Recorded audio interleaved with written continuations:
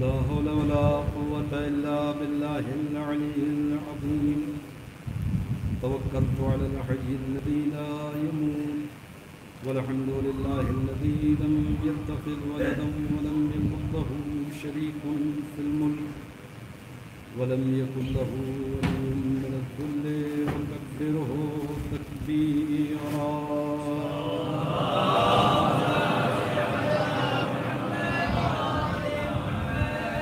أعوذ بالله من الشيطان اللعين الرجيم بسم الله الرحمن الرحيم الحمد لله رب العالمين بارئ الخلائق أجمعين باعث الأنبياء والمرسلين الصلاة والسلام والتحية والإكرام على بشير النذير السراج المنير شفيع المذنبين المخاطب بطه وياسين الرسول المصدد والنبي المؤيد والمصطفى الأمجد مولانا وسيدنا أبي القاسم محمد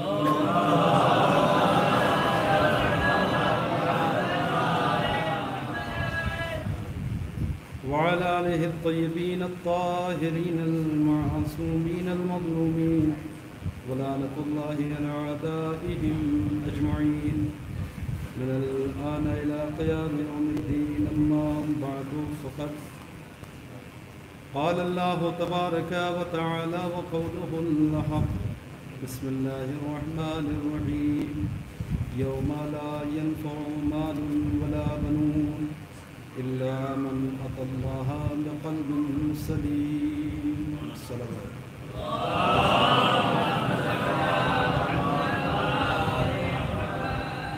قبل اس کے آغاز گفتگو کروں گزارش ہے کہ مقتباس الحمد اور 3 بار سورہ اخلاص کی تلاوت فرمائیں اور اس کا ثواب مرحومہ عطیہ زینب بنت سندوری کی روح و حساب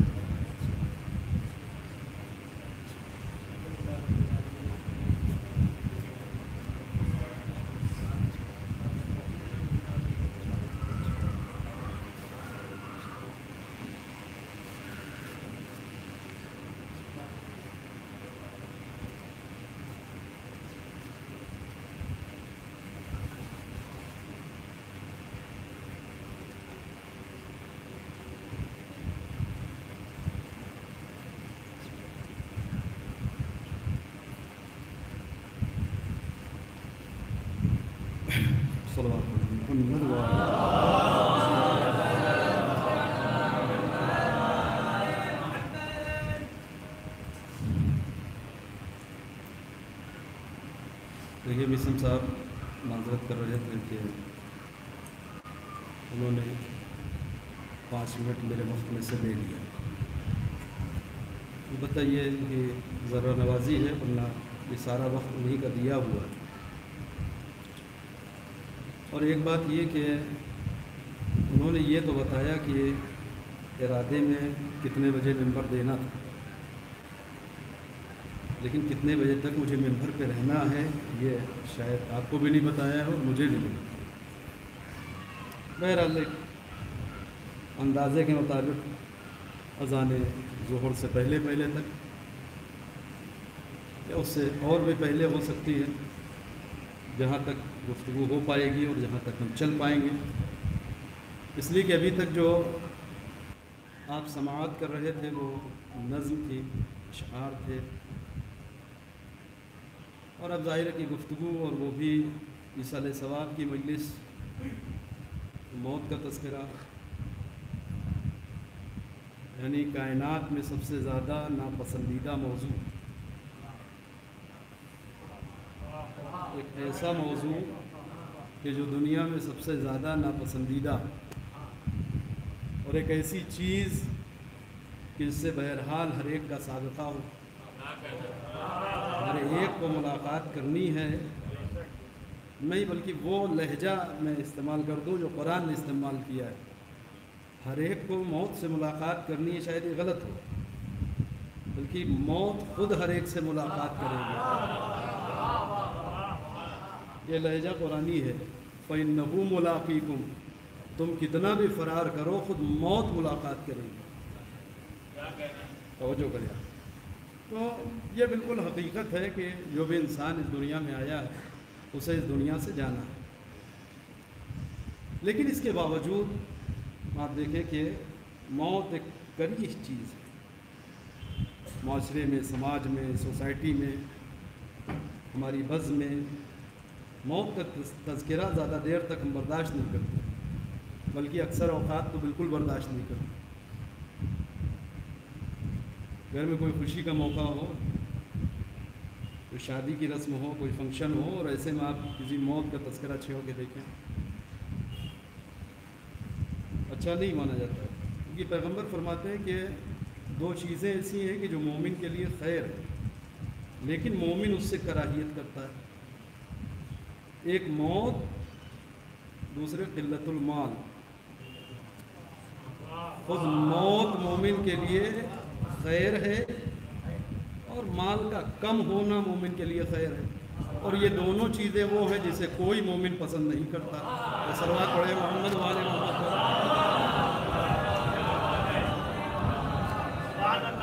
مجھے احساس ہے کہ آپ 2 گھنٹے سے زیادہ سے تو بیٹھے ہی ہیں، اور کچھ گفتگو ہلکی پھلکی سی لے کر کے مجھے چلنا ہے انشاءاللہ۔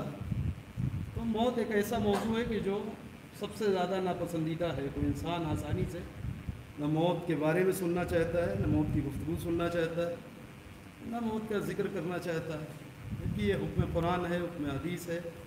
انسان کو موت کا تذکرہ بار بار کرنا چاہیے، زیادہ سے زیادہ کرنا چاہیے۔ خود یہ ایک موضوع ہے، ذکر موت، مگر میں اس پہ رک رہا ہوں۔ مزاج انسان کا یہ ہے کہ وہ اسے پسند نہیں کرتا۔ تو ایک بادشاہ کا واقعہ ہے، غالباً سچا واقعہ ہے۔ تو اس نے خواب دیکھا کہ اس کے سارے دانت ٹوٹ گئے، اس کے دہن میں جتنے دانت ہیں وہ سب ٹوٹ گئے۔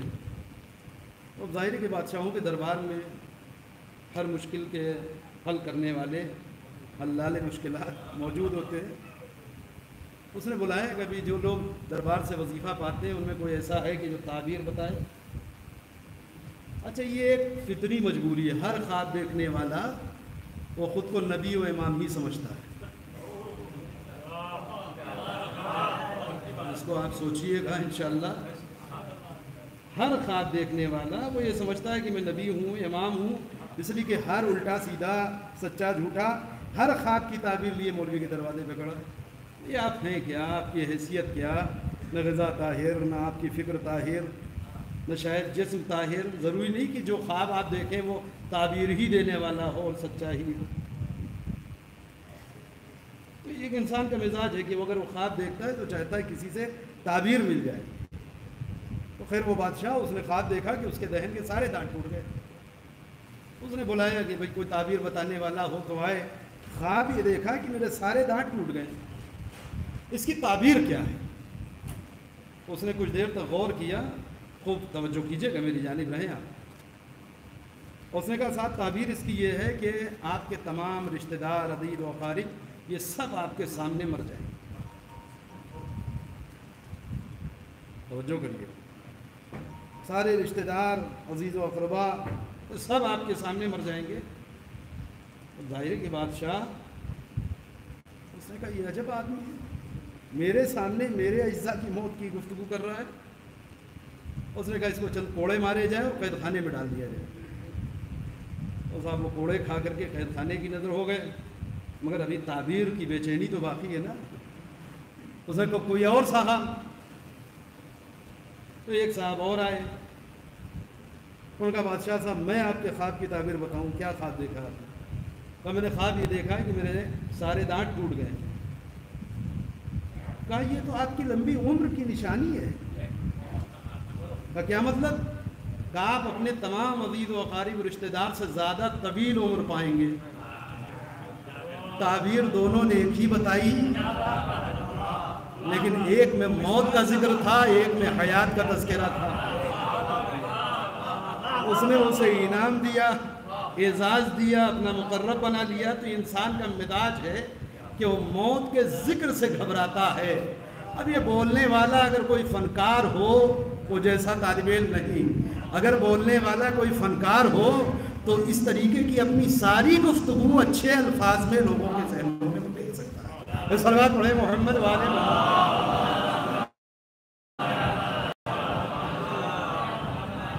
توجہ کریں۔ انسان کا مزاج ہے کہ وہ موت کا ذکر برداشت نہیں کر پاتا ہے، جبکہ اس کی جانب انسان کو متوجہ کیا گیا ہے۔ اور یہ جو کچھ بھی ہے ایصال ثواب کے نام پر آپ یقین جانیں، چاہے مجلس سیوم ہو، 40واں ہو، 10واں 20واں برسی ششماہی، جس قدر بھی کسی مرحوم کے سلسلے میں کوئی فرش ہم بچھاتے ہیں، بلکہ آج کی مجلس میں اس کا نام بدل دیا جائے، یہ خود عطیہ زینب ہے، جسے ابھی تک ہم فرش عدا کہتے تھے، اسی کا دوسرا نام عطیہ زینب ہے۔ صلوات پڑھنے محمد والے محمد۔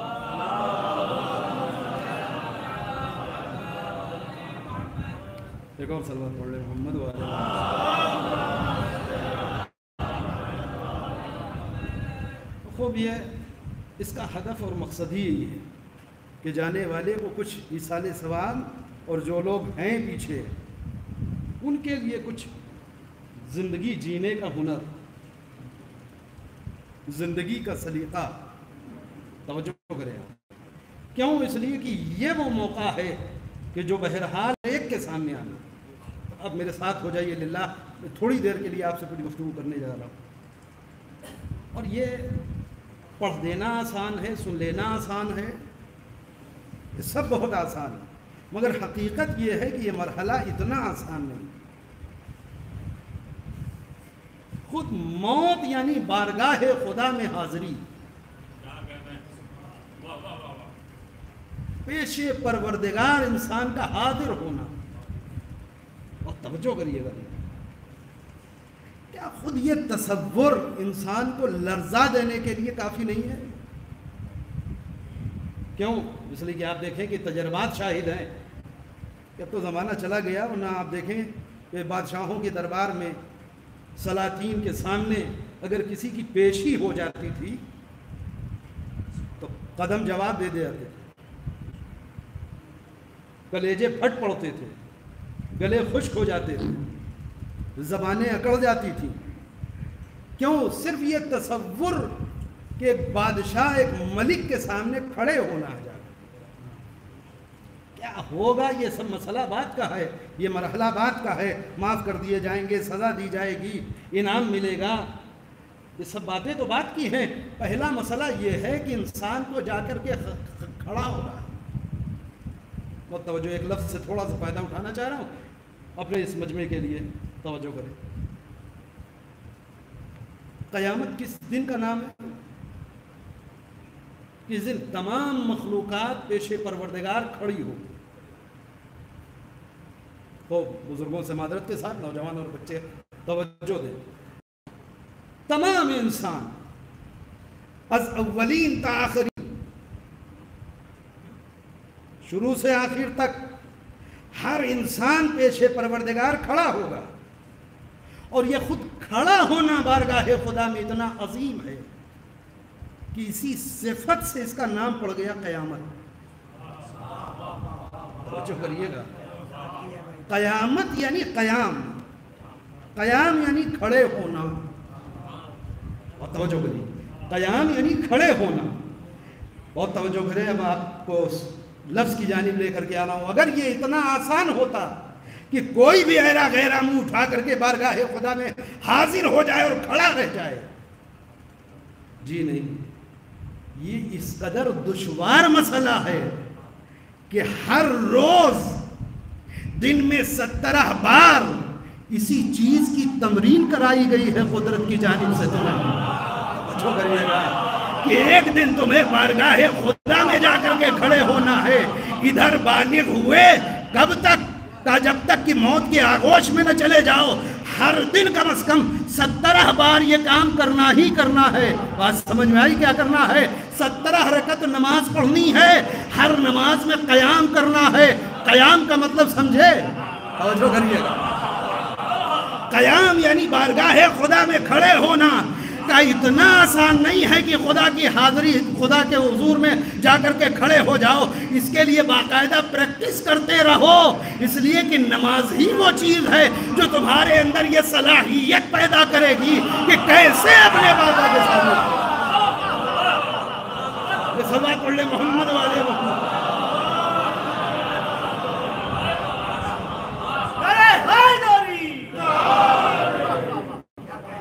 یہ سب بلا وجہ نہیں ہے.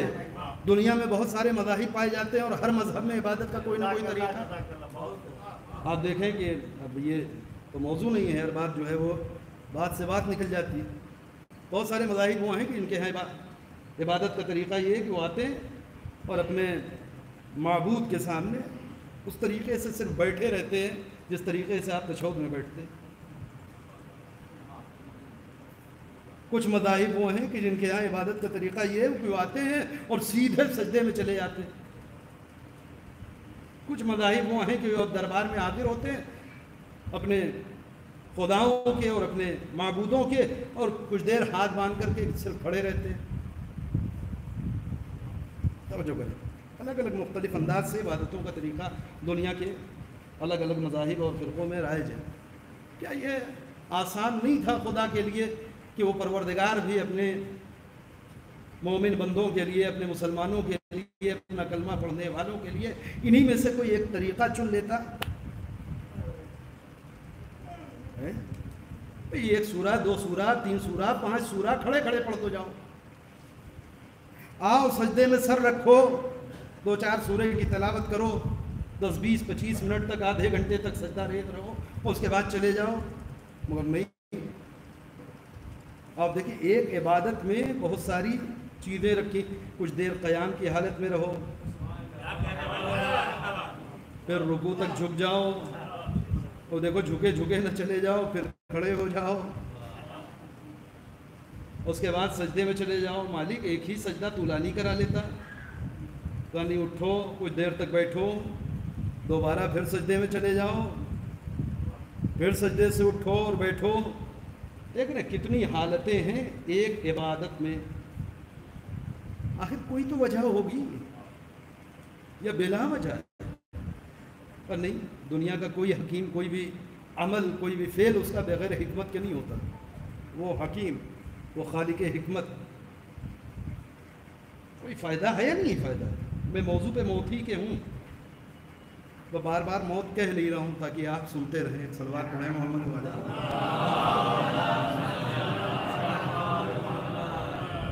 توجہ کریں، میں بہت جلدی سے نکل رہا اس تمہید سے. کوئی تو حکمت ہے، کوئی تو فلسفہ ہے. بغیر حکمت کے تو کوئی چیز نہیں ہے. تو اس کا موڈ کیا، اس نے کہا کہ سب کے ہاں ایسی عبادت ہے، کسی کے ہاں ایسی عبادت ہے، میں ساری چیزوں کو ملا کر کے ایک مجموعہ عبادت کی صورت میں پیش کر دوں لوگوں کے سامنے. یہ مقصد تھا؟ جی نہیں. توجہ کریں، مالک فائدہ کیا ہے اس نماز کا؟ دیکھیں پوری زندگی کا ہدف آ گیا ایک نماز کے فائدے میں. فَإِنَّ الصَّلَاةَ تَنْهَىٰ عَنِ الْفَحْشَاءِ وَالْمُنکَرِ. یہی نماز وہ ہے کہ جو تمہیں فحاشی اور منکرات سے بچائے گی. کہاں بچائے گی؟ اس دنیا میں. کیوں؟ اس لیے کہ ایک دن ہمیشہ اس دنیا میں نہیں رہنا، پلٹ کے میری بارگاہ میں آنا. تو کامیاب وہ ہے کہ جو اس دنیا کی زندگی کو منکرات اور فحش چیزوں سے محفوظ گزار کر کے بارگاہ خدا میں آئے. میں نے چونکہ صرف تمہید میں اسے عرض کرنا ہے، لہٰذا اس کے لیے دلائل نہیں عرض کر رہا ہوں، یہ ساری باتیں واضح ہیں آپ کے لیے. مالک کس چیز سے ہم بچیں گے؟ کائنہ الصلاۃ تنہی عن الفحشاء والمنکر. اچھا، یعنی خود نماز یہ کرے گی کہ انسان کو تمام تر برائیوں اور منکرات سے محفوظ کر لے گی، بچی کر لے گی. لیکن یہ ایک چیز ہے کہ جو قرآن نے بیان کیا. اس کے علاوہ بہت ساری باتیں ہیں کہ جن کو معصومین نے بیان کیا. مثلا چھٹے امام سے مروی ہے،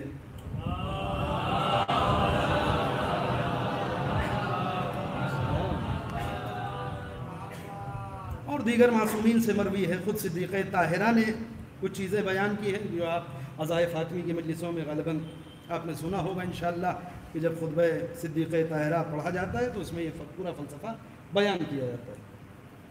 توجہ کریں. لیکن مسئلہ یہ ہے، اور صلوات پڑھ لیں محمد والے محمد پر۔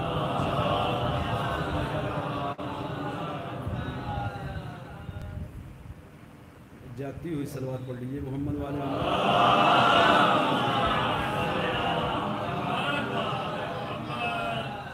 برائے خوشنودی و سلامتی امام زمانہ بآواز بلند صلو علی محمد و آل محمد۔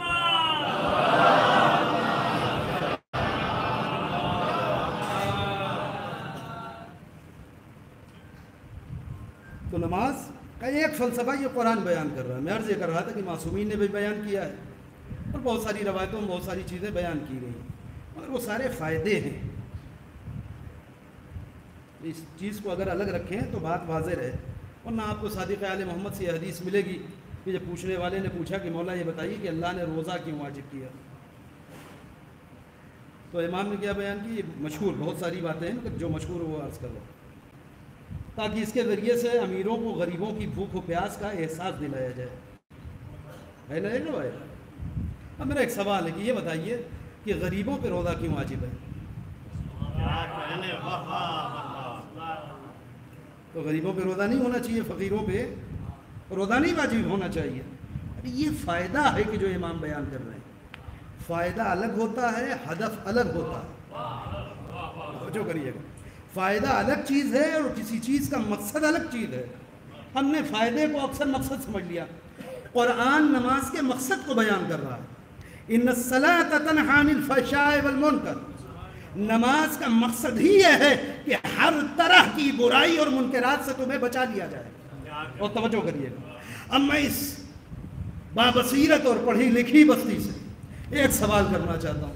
یہ بتائیں کہ ذرا سا ماضی کی جانب آپ دیکھیں، پچھلے 20 سال 25 سال 30 برس پیچھے جائیں اور ذرا ایمانداری سے اس بات کا جواب دیں کہ پچھلے 30-40 برس میں، اب میں خود اس سے پیچھے جا نہیں سکتا اس لیے آپ سے اتنا ہی کہہ رہا ہوں، 30-40 برس پیچھے دیکھیں، کیا اس 30-40 برس میں جو زمانہ گزرا ہے اور ہم یہاں تک پہنچے ہیں، اس میں نماز پڑھنے والوں کی تعداد میں اضافہ ہوا ہے یا کمی آئی ہے؟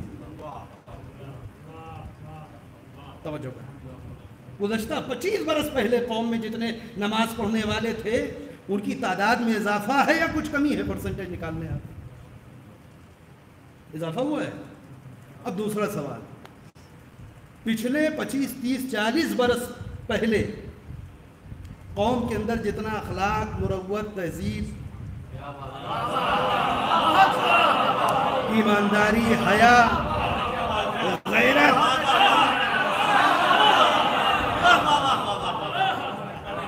پچھلے 30-35 سال میں آپ دیکھیں یہ جتنی غیرت، خودداری، ایمانداری، ایک دوسرے کے لیے ہمدردی کا جذبہ، توجہ کریں، اس میں اضافہ ہوا ہے یا کمی آئی ہے؟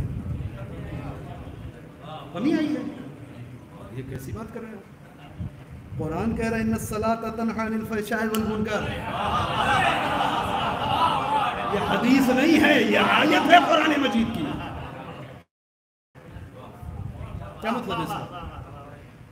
دیکھیے، زبردستی چپ ہو جانا اور ہے، اور کوئی بات قلب میں اتر جائے یہ اور ہے، اور جو چیز قلب میں اترتی ہے اسے ایمان کہتے ہیں، جس میں آپ چپ ہو جائیں اسے ایمان نہیں کہتے۔ توجہ کریے گا، اب سب اللہ کا کلام ہے، آیت قرآن مجید ہے، کلام الہی ہے، اب کیسے کہے کہ غلط؟ نہ کہیے غلط مسئلہ ہے، مگر دل آپ کا کس حالت میں ہے؟ توجہ کریں آپ، اس لیے کہ جو چیز دل میں اتر گئی وہ ایمان، اور جو چیز دل میں اتر گئی اسے دلیلیں توڑ نہیں سکتی۔ توجہ کریے گا، لاکھ دلیل اس کے خلاف دے دی جائے مگر اس میں ذرہ برابر تبدیلی نہیں آتی۔ کیوں؟ اس لیے کہ یہ چیز روح میں اتر گئی انسان کی۔ اللہ کی کتاب کی ہر آیت موجزہ، کلام الہی، کلام الہی۔ وہ ایک نالائق پیدا ہو گیا ہمارے یہاں، وہ کہتا ہے 25-26 آیتیں جو ہے وہ قرآن کا حصہ نہیں ہے۔ مگر حقیقت یہ ہے کہ یہ تمام دنیا کے مسلمانوں کا عقیدہ یہ ہے کہ قرآن مجید بسم اللہ سے لے کر کے والناس کی سین تک ہر حرف اس کا من جانب اللہ ہے. اس میں نہ ایک لفظ کا ایک حرف کا کوئی اضافہ ہے نہ کمی ہے اور ہو ہی نہیں سکتا. توجہ کیجئے گا. تو آیت تو یہ کہہ رہی ہے کہ نماز کا کام یہ ہے کہ یہ برائیوں کو ختم کرے. تجربہ یہ کہہ رہا ہے کہ جیسے جیسے نماز بڑھتی گئی ویسے ویسے سماج میں برائیاں بڑھتی چلی گئی, ویسے ویسے خرابیاں بڑھتی چلی گئی. ہوا کیا؟ کچھ تو کہیں خرابی پیدا ہو رہی ہے, اور اگر اس چیز کو ہم سمجھ لیں تو کیا برا ہے. صلوات پڑھیں محمد والے محمد.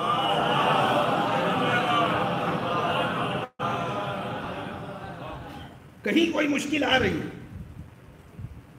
مالک یہ کیا ہو گیا, تو نے ایک چیز دی تھی. ایسا تو نہیں ہے کہ کوئی کمپنی ہے کہ اس نے کوئی چیز بنائی, کوئی پروڈکٹ کا دیکھیے یہ سامان ہمارا استعمال کیجئے, اس کے یہ فائدے ہیں, اور ہم خرید کے لے آئے, اور کوئی فائدہ نہیں ہے اس کا. ایسا ہے کہا جی نہیں, یہ قول پروردگار ہے, یہ کلام الہی ہے.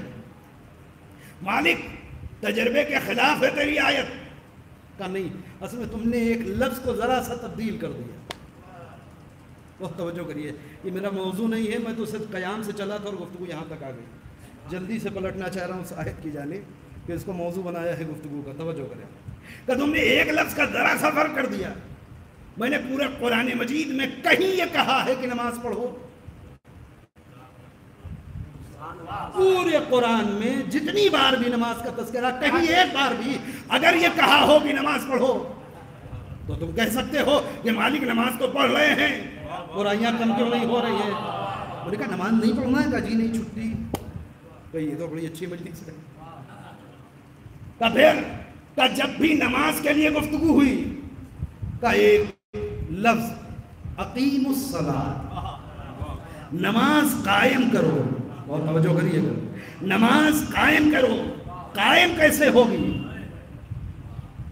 آج تک ہم نے کوئی ایک قدم بھی اٹھایا قیام نماز کی طرف؟ گزر تو گئی عمر 40 برس 42 برس 45 برس, میں اپنے کہہ رہا ہوں, گزر تو گئی حیات اتنی آدھی تقریباً, آج تک ایک قدم قیام نماز کی طرف آگے بڑھے جیسے نماز پڑھتے رہے.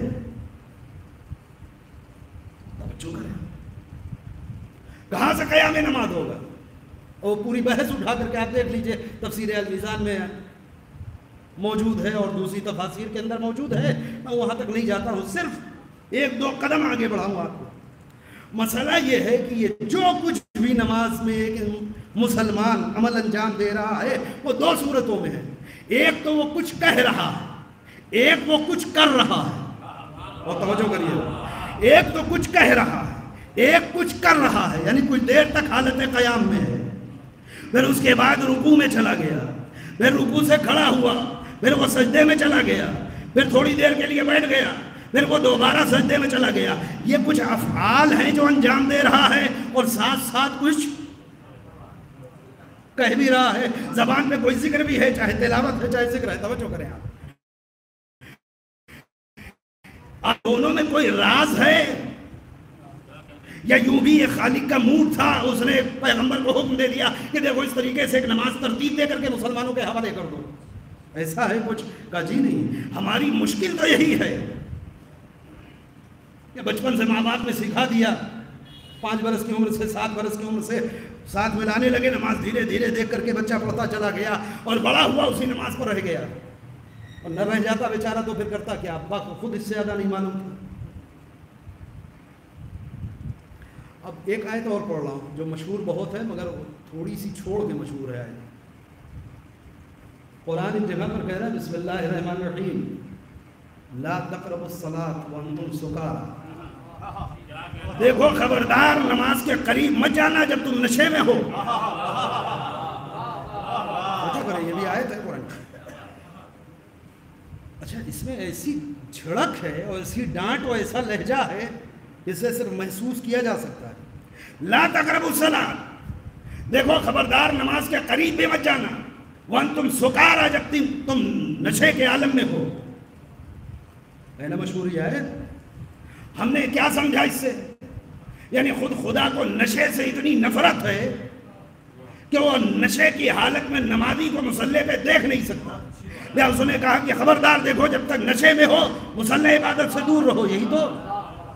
مگر آگے ایک فقرہ اور بھی ہے. اگر ہم اس کو بھی اس آیت کے ساتھ ساتھ پڑھتے کہ جو آیت کا ٹکڑا ہے تو پورا مفہوم سمجھ میں آتا جو خدا کہنا چاہے گا. اور وہ جملہ کیا ہے؟ لا تقربوا الصلاۃ وانتم سکارا حتی تعلموا ما تقولون. دیکھو خبردار نماز کے قریب مت جانا جب تک تم نشے میں ہو.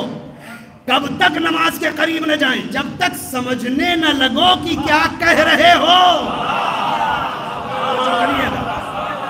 اب جب اس پوری آیت کو آپ پڑھیں گے تو نتیجہ زمین و آسمان میں فرق کر جائے گا. پہلے ہم یہ سمجھے کہ مسئلہ شراب کا ہے کہ یہ نشے کی حالت میں ہے اس لیے دور کیا جا رہا ہے. نہیں, آیت یہ نہیں کہہ رہی ہے کہ تم چونکہ شرابی ہو نشیڑی ہو اس لیے ہم تمہیں دور ہٹا رہے. نہیں, ہم اس وجہ کی طرف لا رہے ہیں کہ حتی تعلموا ما تقولون. کب تک دور رہنا ہے؟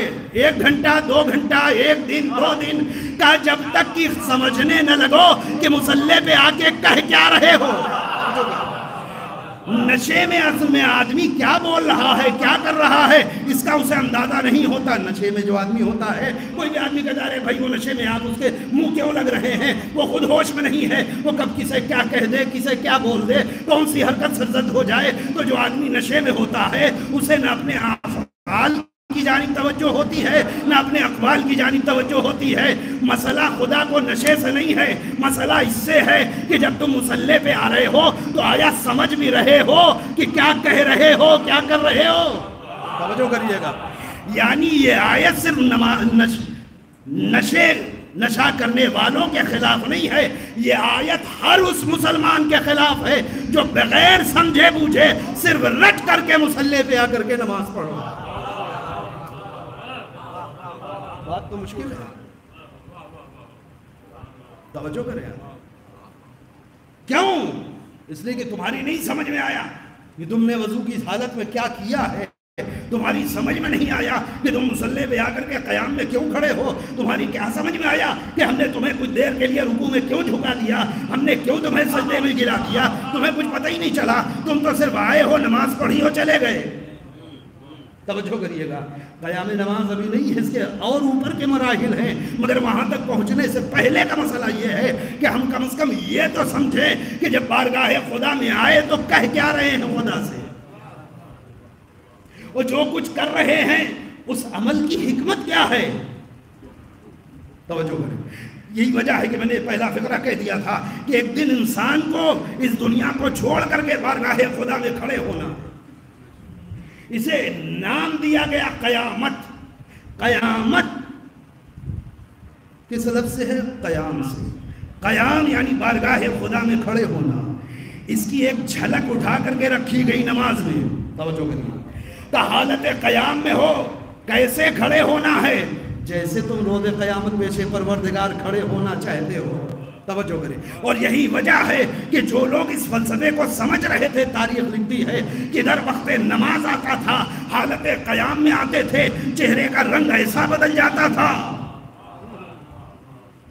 گلا خشک ہو جاتا تھا, آنکھوں میں اشک اتر آتے تھے, ہونٹ تھرانے لگتے تھے. کیوں؟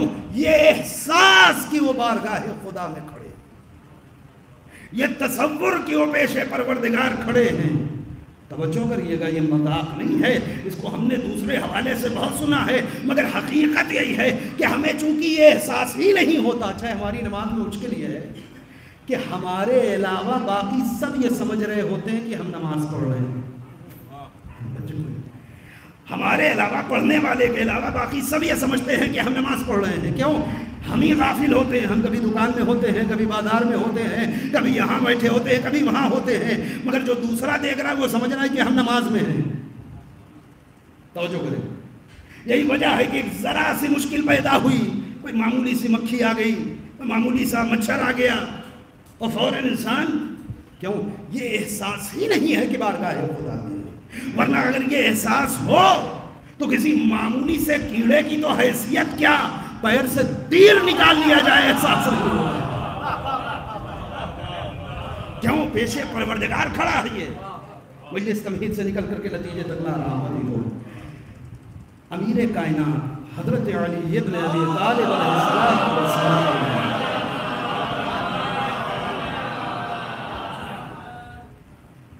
اور تفصیل سے حج کا بھی چوتھے امام نے فلسفہ بیان کیا جو بھی ارکان انسان انجام دیتا ہے. نماز کا بھی امیر کائنات سر 10 موضوع. گفتگو صرف اتنی ہے لہذا چند باتیں جلدی سمجھ کر دو. کہ جب تم رکوع کے عالم میں جاؤ, قیام ہو گیا, رکوع میں جاؤ تو پشت کو بالکل سیدھا رکھو. دیکھیے مجلس کے بعد بہت سی جگہوں ہیں, مجھے دیکھیے آگے بارے میں کوئی علم نہیں ہے, میں ایک بات جو دیکھا ہے زمانے میں ہوتا ہے, کبھی کوئی وظائف الابرار بانٹ رہا ہے, کوئی اور دعا کی کتاب بانٹ رہا ہے, کوئی تاقیب بانٹ رہا ہے. مقصد کیا ہوتا ہے؟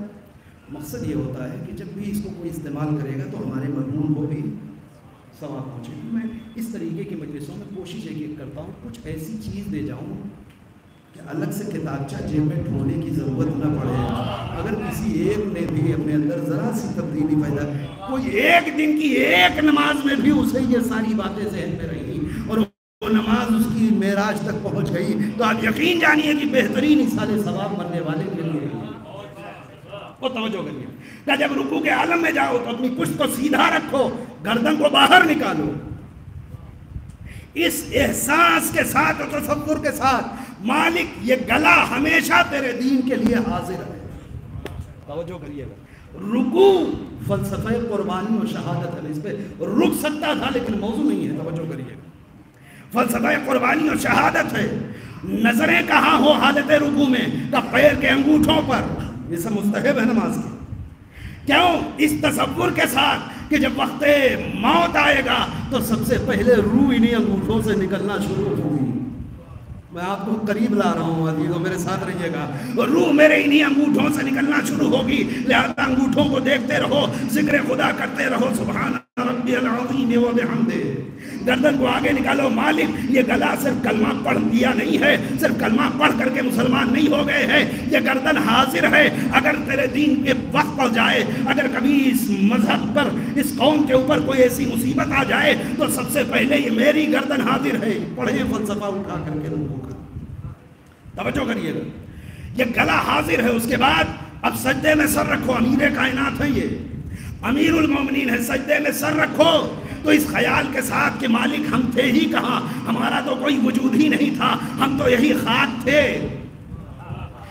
جب خاک پہ سر رکھو پہلی مرتبہ تو اس تصور کے ساتھ کہ پروردگار ہم تو یہی مٹی تھے, ہمارا تو کوئی وجود نہیں تھا. جب پہلے سجدے سے سر اٹھاؤ تو اس تصور کے ساتھ مالک تو نے ہمیں اسی مٹی سے نکالا, مالک اسی مٹی سے تو نے ہمیں بنایا. اس کے بعد دوبارہ سجدے میں سر رکھو اس تصور کے ساتھ کہ ایک دن ہمیشہ کے لیے نہیں نکالا, ایک دن دوبارہ پھر اسی مٹی میں ملا دے گا.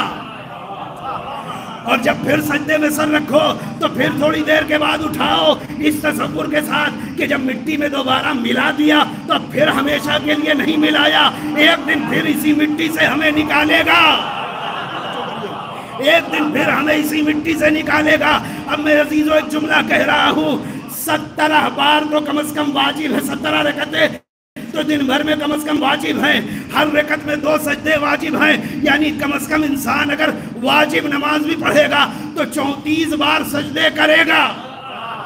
ارے میں کچھ عرض کر رہا ہوں, 34 بار سجدے کرے گا.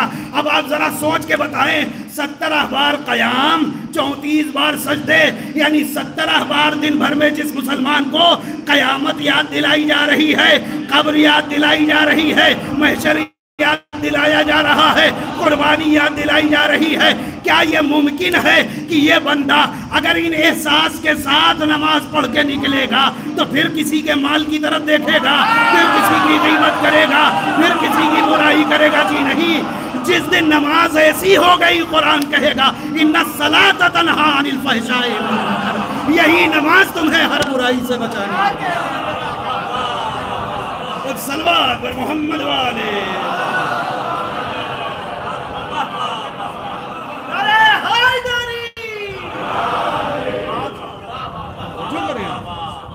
یہی نماز تمہیں ہر برائی سے بچانے کے لیے کافی ہے. کیوں ایسا کرتا ہے انسان؟ ایک وجہ آپ دیکھ رہے ہیں, صبح و شام آپ کو قبر، برزخ، قیامت، محشر اسی سے سابقہ ہے۔ یہ موت کوئی نئی چیز نہیں ہے ہمارے لیے۔ اور ایک مرد مومن جو نمازی بھی ہو، اس میں برائی بھی ہو، نمازی بھی ہو، غیبت بھی کرتا ہو، نمازی بھی ہو، خائن بھی ہو، نمازی بھی ہو، بے ایمان بھی ہو، یعنی ابھی تک صرف پڑھ رہا ہے، بس صرف پڑھا ہے اس نے، بس ایک قدم نہیں چلا ہے یہ قیام نماز کی جانب۔ کم از کم سمجھو کہ کیا کر رہے ہو اور کیا کہہ کے آئے۔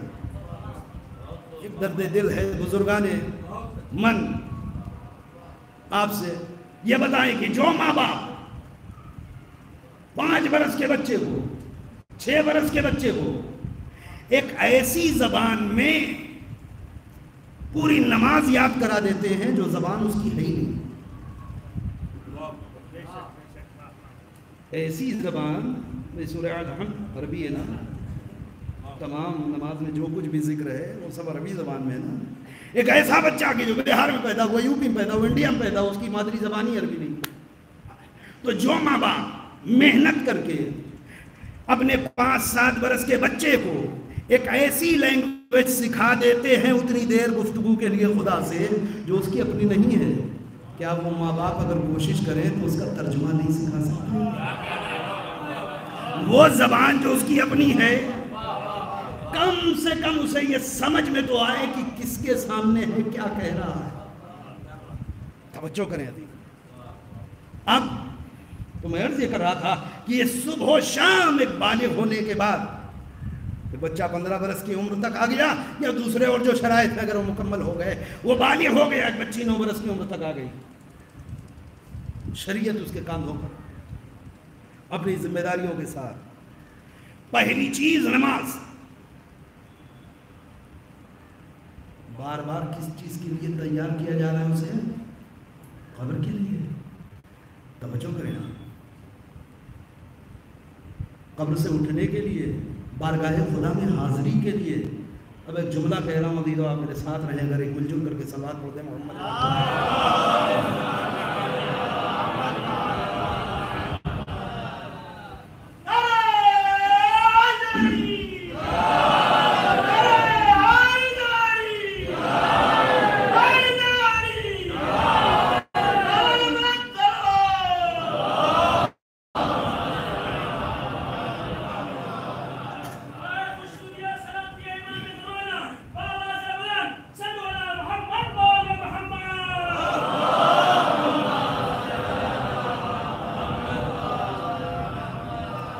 جو ایک اور صلوات پڑھ لیں محمد والے۔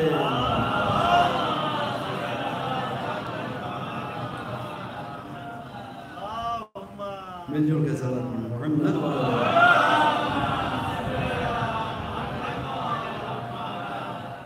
یہ شہد اشارہ ہے میرے لیے، ایک صلوات پڑھ لیں محمد والے۔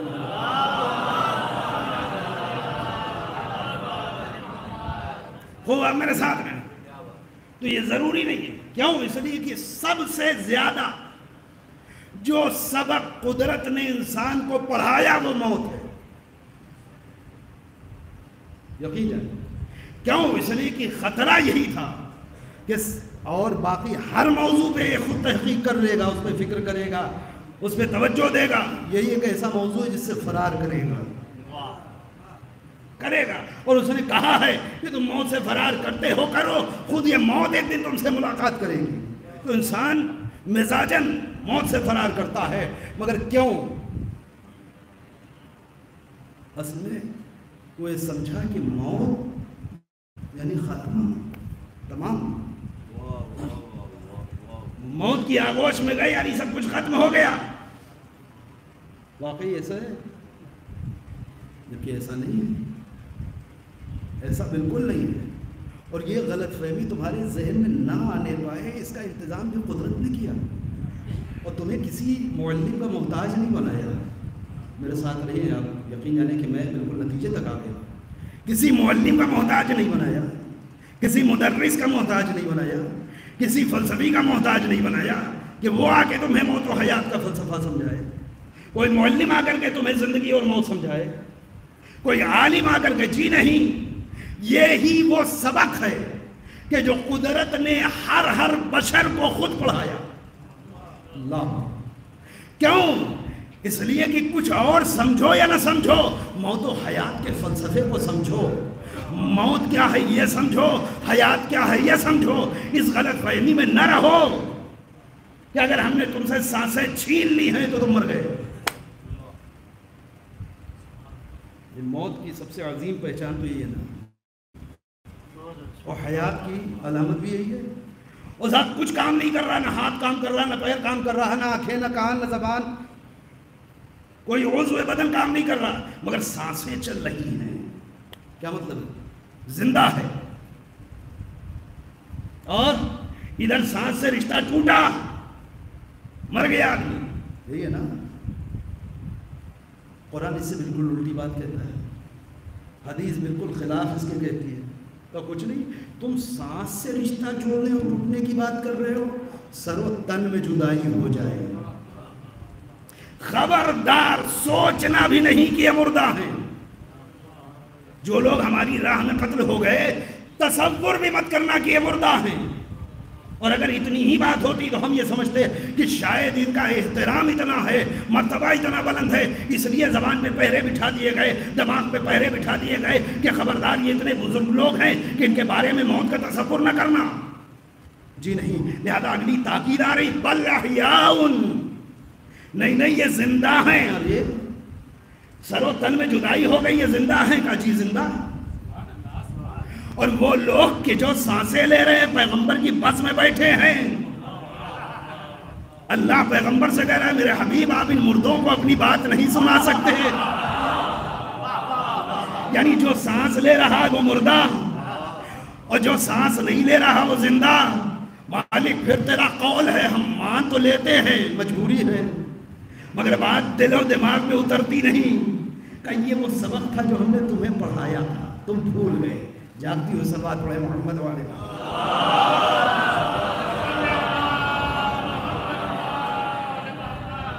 5-10 منٹ اس کے بعد منزل کی جانب توجہ کریں.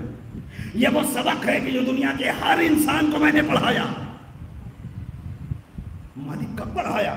کہا میں نے خود پڑھایا. کسی معلم، کسی مدرس، کسی فلسفی کا محتاج نہیں بنایا کہ تم آ کر کے کہو کہ صاحب ہم تو اسکول گئے نہیں، کالج گئے نہیں، ہم جاہل تھے، ہم بیابان میں تھے، ہم جنگل میں تھے، لہذا ہم نہیں سمجھ پائے. جی نہیں، ہم نے یہیں سے تمہیں گزارا.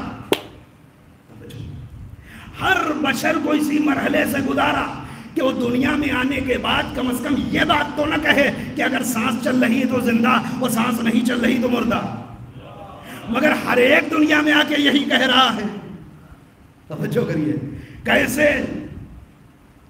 اس دنیا میں آنے سے پہلے ایک انسان کہاں تھا؟ ماں کے شکم. ہر آدمی اس دنیا میں رہ کر کے اس دنیا میں آیا ہے نا. آپ دیکھیں کہ بچہ 4 ماہ کا ہو گیا، اس کے اندر روح آ گئی. 5 مہینہ، 6 مہینہ، 7 مہینہ، 8 مہینہ، لے جائیں ڈاکٹر کے پاس، الٹرا ساؤنڈ کرائیں. ڈاکٹر صاحب بچہ کا ماشاءاللہ صحت مند، فٹ فاٹ، بالکل ٹھیک، ان قریب دنیا میں آنے والا ہے، بس چند دنوں کی بات ہے، اس دنیا میں آنے والا ہے. آپ ذرا اس ڈاکٹر سے پوچھیں، ڈاکٹر صاحب یہ بتائیے سانسیں چل رہی بچے کی؟ جب احمق آدمی ہے، ابھی تو بتایا کہ صحت مند ہے، ٹھیک ٹھاک ہے، زندہ ہے. کا جی زندہ ہے. پھر پوچھئے سانسیں چل رہی ہیں؟ آپ کو اتنی بھی عقل نہیں ہے. اللہ نے اس بچے کو ماں کے شکم میں ایک تھیلی میں رکھا ہے، پانی میں. توجہ کر لیجیے. ایک تھیلی میں پانی کے درمیان اس بچے کو رکھا ہے. سانس کیسے لے سکتا ہے؟ میں نے کہا ابھی تو آپ نے کہا زندہ ہے. کہا ابھی بھی کہہ رہا ہوں زندہ. توجہ کریے. ابھی بھی کہہ رہا ہوں زندہ ہے. میں نے کہا آپ تو کہہ رہے سانس نہیں لے رہا. کہاں زندہ ہے مگر سانس نہیں لے رہا. توجہ کریے گا. میں نے کہا یہ کیا ہو گیا؟ کہا یہی بچہ جو ماں کے شکم میں تھا، کہا چونکہ پانی میں ہے، اگر ایک بار غلطی سے سانس لے تو مر جائے. کیا کہہ رہا ہوں؟ غلطی سے بھی ایک سانس لے تو یہ ماں کے شکم ہی میں مر جائے. یہی بچہ اس دنیا میں آیا، اب سانس نہ لے تو مر جائے. توجہ کریے گا. یعنی ایک دنیا ذرا سا بدل گئی.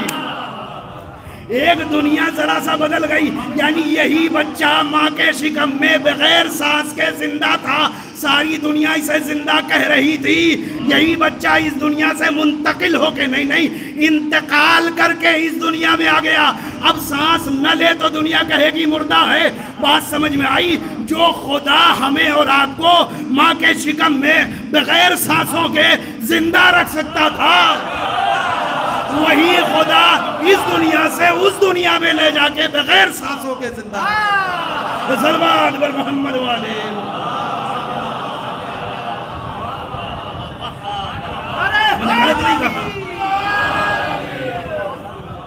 یہ وہ پہلا سبق ہے جو قدرت نے ہر ایک کو پڑھایا ہے کہ خبردار تم سانسوں کے چلنے کے، تمہاری سانسیں چل رہی ہے خود کو زندہ سمجھو گے، جس کی سانسیں رک گئی اسے مردہ کہہ دو گے۔ نہیں، موت و حیات کوئی اور شے ہے، زندگی اور موت کوئی اور چیز ہے، توجہ کریے گا۔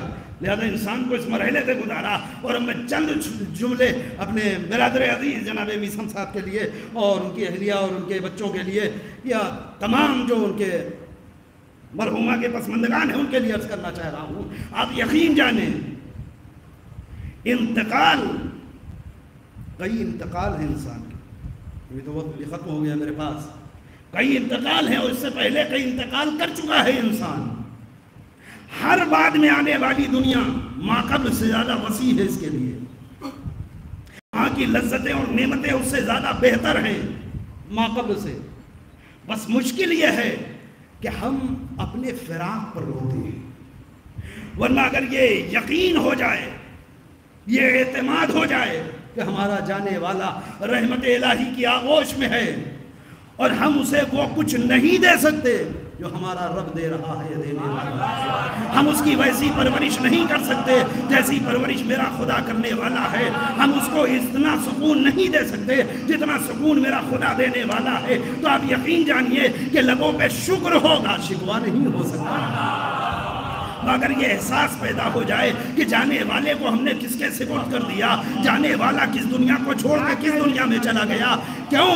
اس لیے کہ جیسے یہ بچہ اس ماں کے شکم میں ہے اسے نعمتیں مل رہی ہیں، اسے لذتیں مل رہی ہیں، اسے رزق مل رہا ہے۔ اگر تھوڑی دیر کے لیے اسی بچے کو ماں کے شکم میں شعور دے کر یہ پوچھا جائے کہ دیکھو زیادہ خوش نہ ہو، تم ہمیشہ یہاں رہنے کے لیے نہیں آئے ہو، جلدی ہی تمہیں یہ دنیا چھوڑ کر کے دوسری دنیا میں منتقل ہونا ہے، تمہارا انتقال ہو جائے گا، تو وہ بچہ گھبرا جائے گا، وہ پریشان ہو جائے گا۔ جیسے جیسے انتقال کا وقت قریب آئے گا ویسے ویسے گھبراہٹ و بے چینی بڑھنے لگے گی۔ کیوں؟ اس لیے کہ وہ بیچارہ اسی دنیا کو کل کائنات سمجھ رہا ہے، وہ اسی ماں کے شکم کو کل کائنات سمجھ رہا ہے۔ نہیں، ہم یہیں ٹھیک ہیں، یہی نعمتیں ہیں، یہی لذتیں ہیں، یہی آرام ہے، یہی سکون ہے۔ مگر نہیں، جو ادھر آ چکا ہے وہ جانتا ہے کہ یہ بیچارہ بھی نادان ہے، اسے کیا معلوم اصل پاکیزہ غذائیں تو ادھر ہیں، اصل نعمتیں تو ادھر ہیں، اصل لذتیں تو ادھر ہیں، اور یہ چاہے یا نہ چاہے ایک دن اس کا انتقال ہوگا اور اسے اس دنیا سے اس دنیا میں منتقل ہونا ہے۔ اور توجہ کریے، ایک روایت کے ذیل میں گفتگو عرض کر رہا ہوں، اب وقت نہیں ہے کہ اسے تفصیل سے بیان کیا جائے۔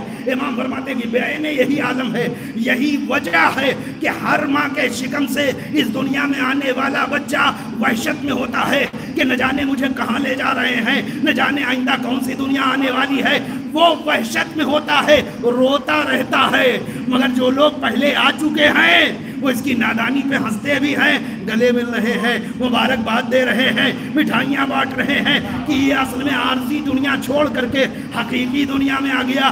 یہ کوئی لفظ بازی نہیں کر رہا ہوں، ہمارے عظیم مرجع وقت گزرے ہیں شیخ مرتضی انصاری، صلوات پڑھنے محمد والا۔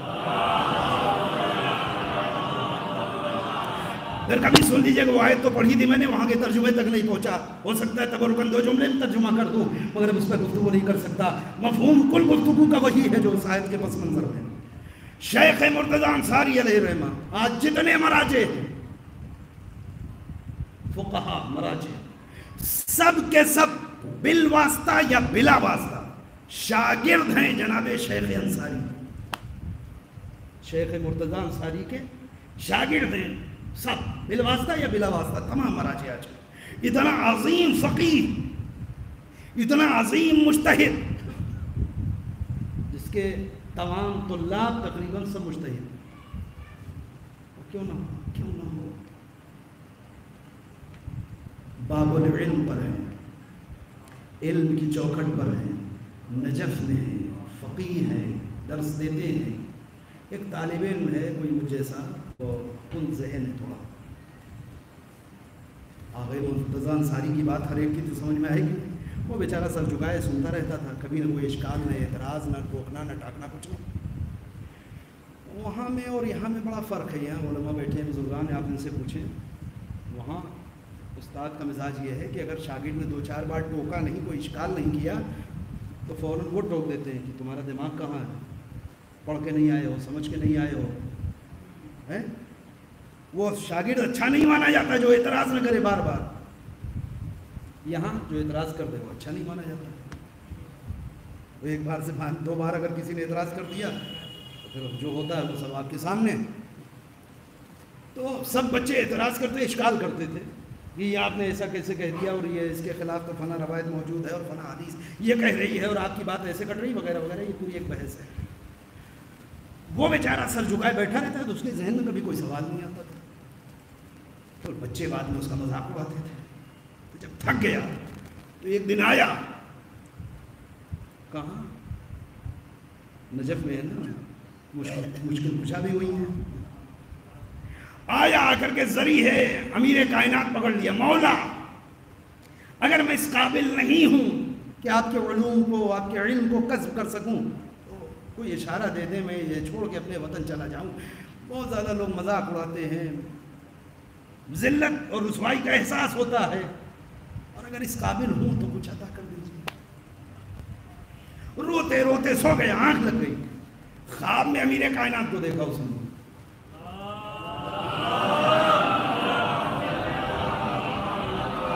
خواب میں امیر کائنات کو دیکھا. امام نے آ کر کے اس سے کہا اٹھو پڑھو. بولا کیا پڑھیں؟ پڑھو بسم اللہ الرحمن الرحیم. اس نے پڑھ لیا بسم اللہ الرحمن الرحیم. آنکھ کھل گئی. اب ایک سکون تو رہا، چلو دعا قبول ہوئی ہو نہ قبول ہوئی ہو، اسی بہانے کم از کم امیر کائنات کی زیارت ہو گئی. خوش خوش وہاں سے واپس آیا. کمرے پہ دوسرے دن کلاس لگا. اب اس بیچارے کو خود پتہ نہیں کہ کیا ہو گیا. اب جو درس دینے کے لیے شیخ مرتضی انصاری کھڑے ہوئے تو ہر بچے سے پہلے یہی، انہوں نے بھی منہ کھولا، انہوں نے اعتراض، دوسرا اعتراض، تیسرا اعتراض. اب سارے بچے بھی دیکھ رہے ہیں یہ کیا ہو گیا ایک رات میں. اور شیخ مرتضی انصاری بھی دیکھ رہے ہیں کہ یا خدا یہ اتنی تبدیلی اچانک یہ پوری کتاب سمجھ میں آنے لگی. ہو کیا گیا؟ میں آپ کو صرف یہ سمجھانا چاہ رہا ہوں کہ آپ پہلے پہچان لیں کہ شیخ مرتضی انصاری ہیں کون. کچھ دیر تک شیخ مرتضی انصاری جواب دیتے رہے، پھر کہا بیٹا چپ بیٹھو، بعد میں کلاس کے بعد مجھ سے ملنا، میں سارے اعتراض کا جواب دوں گا. بھائی یہ سمجھ لو جس نے تم کو بسم اللہ پڑھایا ہے اس نے مجھے ولضالین تک پڑھایا ہے. یہ شیخ مرتضی انصاری ہیں، ان کے ہم عصر مرجع وقت، مجھے نام ذہن میں نہیں رہ گیا، یہ کئی 100 کلومیٹر دور رہتے ہیں. یہ کہتے میں نے خواب دیکھا، عالم برزخ ہے یعنی یہاں کے بعد کی دنیا، اور میں نے دیکھا کہ وہاں تیاریاں چل رہی ہیں، سجاوٹ ہو رہی ہے. عالم برزخ میں سجاوٹ میں کیا ہوتا مجھے نہیں معلوم، اتنا ہی ہے روایت میں. ہر طرف گہما گہمی، چہل پہل، دوڑ بھاگ، کچھ سجاوٹ ہو رہی ہے، کچھ آمادگی ہو رہی ہے، جیسے ہوتا ہے آپ کے کوئی فنکشن ہو تو تیاریاں ہوتی ہیں. کہتے میں حیرت سے کھڑا دیکھ رہا ہوں عالم برزخ میں ہو گیا رہا ہے. میں نے کسی کو پوچھا رو کر بھائی خیریت ہوا کیا بتاؤ تو. کہنے آپ کو پتا نہیں شیخ انصاری آنے والے ہیں. آنکھ کھلی. اب ظاہر ہے کہ عالم دین فوراً سمجھ گئے کہ خواب کی تعبیر کیا ہے. انہوں نے جلدی جلدی اپنا سامان پیک کیا اور خچر پہ بیٹھے چلے نجف کی طرف. ایک آدھ ہفتے کا سفر طے کر کے جس دن نجف پہنچے، کہتے ہیں میں نے دیکھا کہ پورا تمام نجف کی دیواروں پہ سیاہ پرچم لگے ہیں، لوگ سیاہ لباس میں ملبوس ہیں، ہر طرف سے آہ و بکا کی آوازیں آ رہی ہیں، ہر آنکھ اشکبار ہے. میں نے کہا کیا ہو گیا؟ کہا وہ پتہ نہیں مرجع جہان تشیع شیخ انصاری کا بھی اب انتقال. میں کہنا صرف اتنا چاہ رہا تھا عزیزوں، ادھر والے فراق میں روتے ہیں، ادھر والے استقبال کے لیے آتے ہیں. اور یہ دنیا بہرحال ختم ہونے والی ہے، وہ دنیا ہمیشہ باقی رہنے والی ہے. یہ نعمتیں اصل اور حقیقی نعمتیں نہیں ہیں، اصل اور حقیقی نعمتیں ادھر دنیا میں ملنے والی ہیں. انسان یہ سوچ کر کے صبر کرے کہ ہم نے اپنے کلیجے کے ٹکڑے کو، ہم نے اپنے عزیز کو، ہم نے اپنے رشتہ دار کو اللہ کے سپرد کر دیا، جس کی امانت تھی ہم نے اس کے حوالے کر دیا۔ اور یہی وجہ ہے کہ آپ دیکھیں کہ مختلف یہ فقرہ نہیں لکھ سکتا تھا، مگر تمام مکاتب نے جملے لکھے ہیں کہ روز عاشورہ سید الشہداء کے چہرے کی ایک عجیب و غریب کیفیت تھی، اور یہ ایسی کیفیت تھی کہ اگر امام نہ بتاتے تو کسی کی سمجھ میں نہیں آ رہی تھی۔ کیا کیفیت تھی معلوم ہے؟ راوی نے آ کر کے پوچھا کہ مولا کئی لوگوں نے یہ روایت کی ہے، یہ بات بیان کی ہے، مگر بات سمجھ میں نہیں آ رہی، اس لیے آپ سے پوچھنے آیا ہوں کہ کون سی بات؟ کا لوگوں نے یہ بیان کیا ہے کہ روز عاشور آپ کے بابا پر جیسے جیسے مصیبت بڑھتی جاتی تھی ویسے ویسے ان کا چہرہ چمکتا جاتا تھا، کھلتا جاتا تھا۔ مولا ایسا کیسے ہو سکتا؟ اللہ ایسا کیسے ہو سکتا ہے؟ امام نے کہا ایسا اس طریقے سے ہو رہا تھا۔ یہ روایت بالکل صحیح ہے جس نے بیان کیا ہے۔ کیوں؟ اس لیے کہ میرا بابا اپنے تمام تر رشتہ داروں کو، اپنے عزیزوں کو، اپنے دوستوں کو، اپنی اولادوں کو، اپنے کلیجے کے ٹکڑوں کو اپنی ملکیت نہیں جانتا تھا، خدا کی امانت سے پسند کرتے تھا۔ اور ایک امین آدمی کی صفت یہی ہے کہ وہ جیسے جیسے امانتیں لوٹاتا جاتا ہے ویسے ویسے اس کا اطمینان بڑھتا چلا جاتا ہے۔ مالک یقیناً جورائی شاپ ضرور ہے، مگر یہ قاسم سے بھتیجا تو نے دیا تھا، تیری امانت تھی مالک، میں تیرا شکر گزار ہوں تو نے یہ امانت واپس لے لی۔ پروردگار عباس جیسے بھائی کی جدائی میں وہ برداشت کرنا آسان نہیں ہے، مگر میں مطمئن ہوں کہ تیری امانت تھی، تو نے دیا تھا، تو نے واپس لے لیا۔ میرے مالک 18 برس کی کمائی کو خاک و خون میں تڑپتے ہوئے دیکھنا آسان نہیں تھا، مگر مالک یہ مجھے یقین ہے کہ یہ سب تیری رحمت کی آغوش میں ہے، یہ تیری ملکیت تھی، یہ تیری ملکیت تھی جو تو نے واپس لے لیا ہے۔ یہ ایک ایک عزیز کو، ایک ایک اپنے ساتھی کو حسین قربان کرتے چلے گئے، اور چہرے پر اطمینان اور چمک بڑھتی چلی گئی، سکون بڑھتا چلا گیا۔ ختم عزیزوں کو 2-4 فقرے و مجلس تمام ہے عزیزوں، کہتے ہیں حسین سب کچھ قربان کر چکے، خالی ہاتھ حسین کھڑے ہیں۔ ہاں مجھے احساس ہے کہ یہ 18 برس کی ایک بچی کے سلسلے میں مجلس منعقد ہے، مگر کیا کروں، 2-4 جملے سن لیجئے۔ آپ ابھی سن رہے تھے کہ میسم صاحب بیان کر رہے تھے کہ عید کے 4 دن کے بعد یہ جنازہ میرے گھر سے اٹھا، عید کے 4 دن کے بعد یہ موت واقع ہو گئی۔ یہ وہ زمانہ تھا میرے خیال سے جو لاک ڈاؤن کا زمانہ تھا، ہر جگہ پہرے تھے، لوگ آ جا نہیں پا رہے تھے۔ ابھی 1-1.5 سال سے ہم نے جو زمانہ دیکھا ہے اس بیماری کے طفیل، اس میں آپ دیکھیں کیسا کیسا دور دیکھا ہوا ہے، کیسے کیسے لوگ اس دنیا سے چلے گئے، کتنے لوگ چلے گئے، کتنے گھر ویران ہو گئے، کتنے گھر اجڑ گئے۔ میں آپ سے بالکل احساسی ایک بات کہہ رہا ہوں، سب ہوا عزیزوں، اور ابھی تو نہیں لیکن اس سے پہلے جو تھا اس میں حکومت کی طرف سے باقاعدہ پابندی تھی کسی کے جنازے میں شریک نہ ہوا جائے، اور 5 آدمی سے زیادہ نہ ہو، 2 آدمی سے زیادہ نہ ہو، اور غسل نہ دیا جائے، اور یہ نہ ہو اور وہ نہ ہو، پولیس کا پہرا اور بیماری کا خطرہ سب تھا نا۔ مگر ذرا سوچ کے بتائیں، کوئی جھوٹی سے جھوٹی خبر کہیں سوشل میڈیا پہ دنیا کے کسی ملک کی آپ نے دیکھی کہ کسی مسلمان کا انتقال ہو گیا، اور چونکہ بیماری کا خوف تھا، پولیس کا پہرا تھا، حکومت کی طرف سے منع تھا، اس لیے اس مسلمان کا جنازہ 3 دن تک پڑا رہا، اور کوئی یہی آیا اور اسے دفنانے میں 3 دن لگ گئے؟ نہیں، بھلے کفن نہ ملا ہو، بھلے غسل نہ ملا ہو، لیکن جنازہ کسی کا 2-3 دن پڑا نہیں رہا۔ میں نے ایسی کوئی خبر نہیں دیکھی، مگر اللہ رے یہ امتحان بھی کربلا والوں کے لیے تھا، 1 نہیں 2 نہیں، ارے 72 جنازے تکتی ہوئی ریت پہ پڑے ہوئے، نہ کوئی غسل دینے والا، نہ کوئی کفن دینے والا۔ کیوں؟ حکومتوں کی طرف سے خطرہ ہے، پہرے لگائے گئے ہیں؟ نہیں، یہ کون ہے؟ یہ کس کا خانوادہ ہے؟ یہ پیغمبر کا خانوادہ ہے، یہ علی و فاطمہ کا خانوادہ ہے، یہ علی و فاطمہ کے کلیجے کے ٹکڑے ہیں کہ جو تکتی ہوئی ریت کے اوپر بکھرے ہوئے ہیں۔ عزیز و مجلس تمام کر رہا ہوں، سلام کرے کربلا والوں پر۔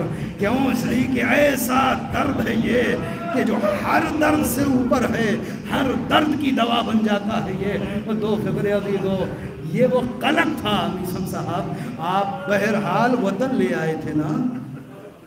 مجھے نہیں معلوم، آپ ہی نے ابھی بیان کیا اور یہی سن رہا ہوں کہ موت سے پہلے یہ خواہش تھی کہ وطن چلے۔ اتنے خوش نصیب ہیں آپ کہ آپ نے اپنی بیٹی کی آخری خواہش پوری کر دی۔ یہی خواہش بے عینے مجھے ایک اور نظر آئی تاریخ میں، اور وہ تو اپنے گھر سے اپنے وطن آنا چاہتی تھی، وہ تو ہاسپٹل سے وطن آنا چاہتی تھی نا، مگر ایک بیٹی اور ہے جو قید خانے سے وطن جانا چاہتی ہے، جس کی خواہش قید خانے میں ہے، روزانہ اپنے بھائی کے پاس آتی ہے اور آ کر کے بھائی سے پوچھتی، بھیا یہ بتائیے، روزانہ میں دیکھتی ہوں صبح کو پرندے ادھر جاتے ہیں اور شام کو ادھر واپس پلٹ جاتے ہیں، بھیا یہ بتائیے پرندے کہاں جاتے ہو آتے ہیں؟ اللہ اکبر! امام وقت کا کمال یہ ہوتا ہے کہ وہ کبھی لاجواب نہیں ہوتا، ہر سوال کا جواب رکھتا ہے۔ آپ بتائیں کہ امام سجاد کیا بتائیں؟ سر کو جھکا لیا ایک بات کہتے ہیں، میرے بہن یہ پرندے روزانہ اپنے گھونسلوں سے اپنے رزق کی تلاش میں جاتے ہیں، شام کو اپنے اپنے گھروں کو لوٹ جاتے ہیں۔ دوسرا سوال ایک معصومہ کا، بھیا یہ بتائیے ہم وطن نہیں جائیں گے؟ کیا ہمیں اپنے وطن جانا نصیب نہ ہوگا؟ آپ ذرا سوچ کے بتائیں، وہ امام ہے سید سجاد، کیا جواب دے سید سجاد اپنی بہن کو؟ عجب نہیں سر جھکا لیتے ہوں اور کہہ تو نہیں پاتے مگر دل میں خیال ضرور ہوگا، اے میری بہنا سب جائیں گے وطن، تو نہ جائے گی، نہیں تو نہ جائے گی۔ اے عزیزو، آبد مجلس تمام ہو گئی اور یہ وطن کو یاد کرنے والی، روزانہ دروازے پہ بیٹھنے والی قید خانے کے ایک دن روتے روتے چپ ہو گئی، اور اب جو چپ ہوئی تو ماں کا کلیجہ بیٹھ گیا، دوڑتی ہوئی زینب کے قریب آئی گھبرا کے، اے شہزادی دیکھیں سکینہ بہت دیر سے خاموش ہے، خود ہمت نہیں پڑی سکینہ کی، نبض دیکھیں، زینب اٹھی، آئی نبض پہ ہاتھ رکھا، ایک فقرہ کا انا للہ۔ مجلس عزیزو، ایک مرتبہ وہ ماں کہ جو اپنا سب کچھ لٹا چکی تھی، صرف ایک بیٹی اس کا آسرا تھی، اس نے اپنا منہ بچی کے منہ پہ رکھ دیا، اے سکینہ ارے یہ کیا کیا، خود بابا کے پاس چلی گئی، ہمیں تنہا چھوڑا، اے بیٹا سید سجاد، سکینہ